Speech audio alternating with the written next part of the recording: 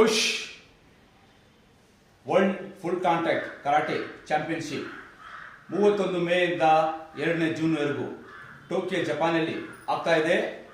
ಇದರಲ್ಲಿ 400 Kyokushin base ಸೇರ್ಕೊಂಡು ಒಂದು full contact first tournament conduct ಮಾಡ್ತಾ ಇದ್ದಾರೆ. ಇದರಲ್ಲಿ 123 ಕಂಟ್ರಿ ಪಾರ್ಟಿಸಿಪೇಟ್ ಮಾಡ್ತಾ ಇದೆ.